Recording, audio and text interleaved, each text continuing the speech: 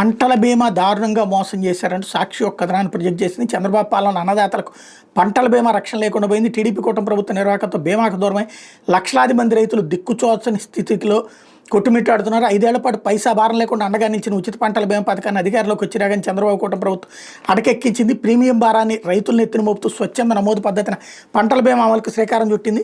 Premium భారం భరించలేని స్థితిలో ఉండటంతో ఈ పథకంలో చేరలేక అన్నదాతలు బీమాకు దూరం అయిపోతున్నారు. నేపథ్యంలో 2025 ఖరీఫ్ సీజన్కి వాతావరణ ఆధారిత పంటలతో పాటు దిగుబడి ఆధారిత పంటలకు ప్రీమియం చెల్లించేందుకు గడువు ముగిసింది. ఉచిత పంటల బీమా ప్రీమియం 2024 ఖరీఫ్లో 85.83 లక్షల మంది రైతులకు బీమా రక్షణ లభించింది. దాదాపు 71.17 లక్షల ఎకరాలు పంటలకు బీమా కవరేజ్ లభించింది. కానీ ఏడాది అదే ఖరీఫ్లో బాబు ప్రభుత్వ నిర్వాహకం వల్ల కేవలం 10.97 లక్షల మంది రైతులు తమ సొంత డబ్బులు చెల్లించి 14.15 లక్షల ఎకరాలకు బీమా ప్రీమియం చెల్లించారు. దీంతో 57 లక్షల ఎకరాలకు బీమా దక్కలేదు.